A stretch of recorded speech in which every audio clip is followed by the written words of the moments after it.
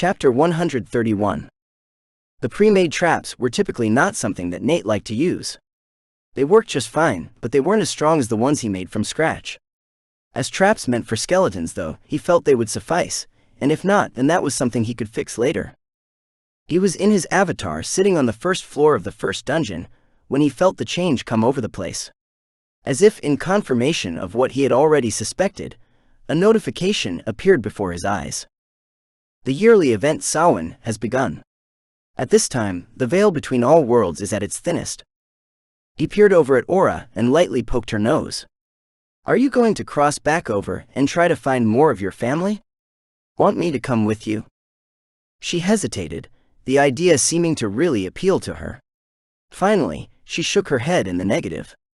"No, I haven't grown enough during our time together, and you are even weaker than me. We would only end up running into a situation that we couldn't handle, and dying." She gnashed her teeth, swiping away the notification angrily. "Perhaps next year. Hopefully it won't be too late then." He placed his hand on her head and lightly scratched her ears. "All right, if that's what you think is best. Just know that I'm here for you." Aura nodded, her head drooping. "I do want to, but even if we made it past everyone on the second floor, we would need to still traverse the distances of my world. At the moment, we are too slow to go any significant distance and then make it back again." That was a very good point, and not one that he had even considered prior to that point. However, with his storage function, it wouldn't be a problem to store a dirt bike or any number of other things. The problem with that was how loud they all were. On a world consisting of beasts, something mechanical would stick out like a sore thumb. They had a year to work through the issue. For now, he could only hope that one of the other races he would eventually create dungeons against had something useful. Suddenly, Aura perked up. "Pull up your camera screens. It seems one of the community beasts just entered the dungeon."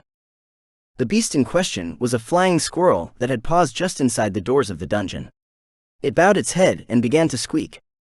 The screen in front of Nate provided subtitles in the form of translation. "Oh, great dungeon being, please allow me safe passage back to my people so that I may converse with them. I wish to tell them of the wonders that await them on this side, and also bring news of our princess's survival." A prompt appeared in front of him by way of the dungeon core, asking if he wanted to grant the request. Nate cursed, his mind scrambling. He ignored the prompt for the moment, and instead pulled up a bunch of camera screens. Despite having just mentioned Aura going back through the portal himself, he hadn't fully considered the implications until the squirrel appeared. Many of the blighted elves inside the second dungeon were taking the chance to cross back through the portal. At some point, a group had even taken the map they had created of the dungeon. Over in the first dungeon, they were attempting to do the same thing. However, due to the second floor being a part of the dungeon, and therefore also containing traps, they were struggling to make any headway backtracking. He clicked yes on the prompt and sat back with a groan. Well, this complicates things. If all the future groups that enter the second dungeon portal are ready for it, then we'll have an even harder time raising its level. As it was, they were actually getting close to the energy levels required for the second level of the dungeon core. After the scare of having the dungeon shutting down before, he didn't dare upgrade the core until they had an excess. With all the research the core had been doing for the traps, they had become more efficient. The costs were slowly coming down, but the fear had been driven into him. Now that the first dungeon was only contributing a small portion of the energy it earned to the shared pool, he needed to be even more careful. The community in the first dungeon required a lot of energy to keep running. A new sub-pool had been created for exactly that purpose, and everything concerning the community was taken from it. That included the energy to create new buildings, along with the energy that was used to fuel the transformation in the beast's minds. All the building materials were taken from the normal resource pools. Aura nodded, her eyes flicking across screens only she could see. They will be much better prepared in the future, that is for sure. Nate cracked his neck and sighed. There was nothing he could really do about it, not really anyway. If he simply wanted to kill everything, then placing a series of doors directly in line with the portal and a railgun would do the job. He couldn't put traps inside the portal room, but he was fairly certain that one would work. And truthfully, It was an idea he might do at some point in future dungeons, depending on the inhabitants. However, he had already decided with the creation of the community that the goal of the dungeons wasn't to kill them all. He certainly wasn't against doing so. After all, once they left the dungeon, that is exactly what they would do to humans. It was just that it now served a purpose for him to leave more of them alive, if possible. At least that was the case with the thinking races. It was doubtful there would be anything useful from the skeletons. The two watched the goings-on inside the dungeons for a while longer before shutting everything down. They wouldn't be able to get any combat practice in that night, and Nate didn't really feel like working on his meditation art at the moment. All he wanted to do was get some sleep. The next morning, Nate ate the second alchemical core enhancer. It was a bit much for his body at 23 points. The strain was handled by his backup core without a problem, despite how it made him feel. At breakfast, the conversation was dominated by two subjects: Samhain, and the work that was to be done in the city that day. The adults had apparently decided that one of the first items that needed to be rebuilt, along with the other items they had decided on the night before, was the schools. There were too many kids just roaming around and getting in the way. The need to get the younger ones out of the way had become apparent as more reports came in. There was a lot to be done, and the days had already been growing colder. The adults with their cultivator abilities would be able to handle what promised to be a harsh winter relatively easily. The kids and older teens who hadn't formed their cores wouldn't have those same advantages. Not all of the schools would be rebuilt. Many of them had been getting old as they were before they were destroyed. As they rebuilt the schools, they would be making them bigger and able to handle more kids. They wanted each one able to handle a larger portion of the city. That meant that they needed to have people going around to each of the schools that would now be defunct and collect everything. Each of them had valuable libraries of energy skills, meditation model information, and meditation arts. This is what Angie, Lindsay, and Nate would be going around doing that day, along with a large group of other people. The oldest and most damaged schools had all been marked down on multiple maps. Everything they grabbed would be going directly into trucks, and then moved to one of the schools that would be made larger later. It was not a project that would be done in a couple of days, but it needed to be started. On the plus side, they would be able to take their pick of any energy skills they happened to come across. The kids would have eventually received more energy skills from their own schools. They were just speeding things along a little, assuming they even found anything interesting. Not every school had a large library of energy skills. Outside in the city itself, more people were talking about Samhain, but their interest in the yearly event was definitely muted. Normally, the thinning of the veil would have been a big deal for them. It was when they had a chance to cross over to another world. There was also usually a lull around that time, due to the beasts and other portal invaders also taking the opportunity to go back home. Unfortunately, due to what had happened with the attack on the city, none of them had more than the bare amount of interest. Nate had been expecting it to be a huge deal previously. It was something he was looking forward to, and then everything had gotten ruined. If there was a silver lining to working at the schools, it was uncovering the bunkers. The newer schools didn't have them, as they had gone out of style with the introduction of the wall. However, all the older schools had large bunkers buried beneath their gymnasiums. It didn't look as though they had been maintained at all, and yet they had held up.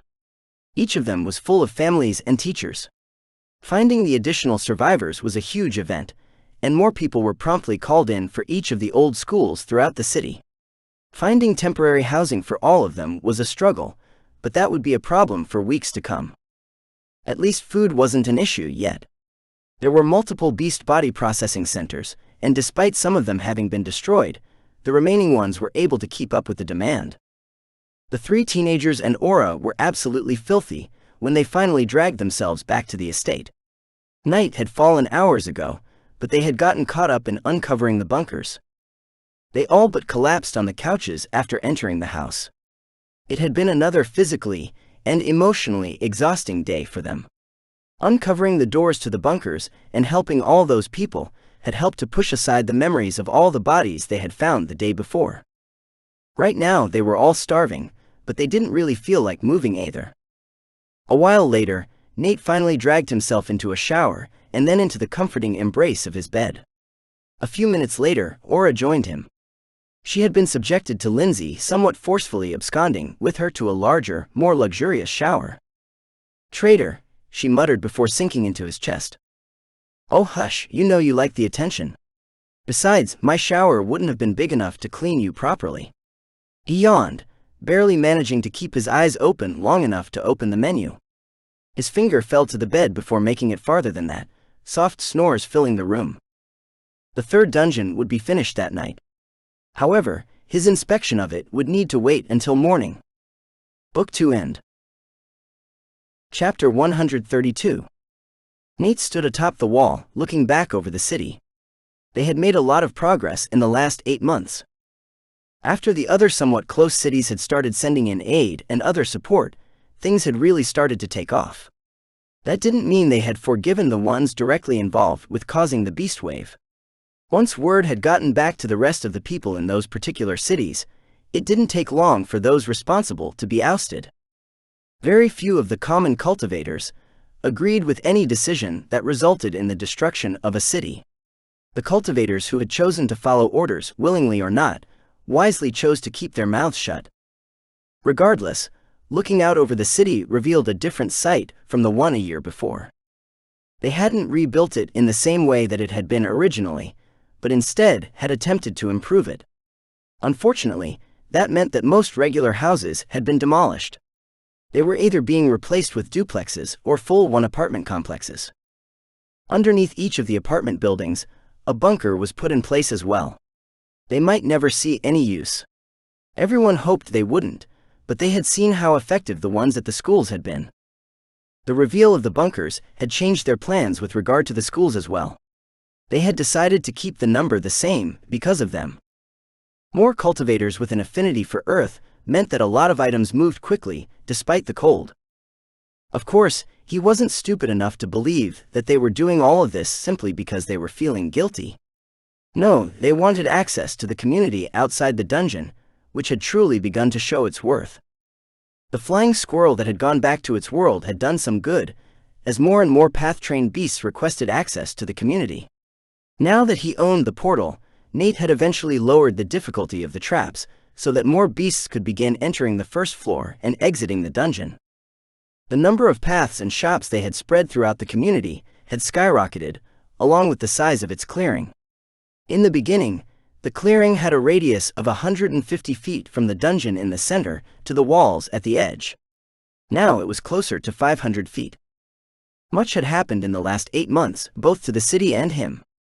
He had continued to train using the dungeons, the number of which had slowly continued to grow. The milestones that needed to be reached before he could create a new dungeon core had remained the same. The cost of each core upgrade, along with how much it cost to create a new core, however, had not. At the moment, he managed to upgrade his own core from pyrite to silver, and then again to what it was now at opal. Silver was the second stage of basic quality cores, whereas opal was the first in regular quality.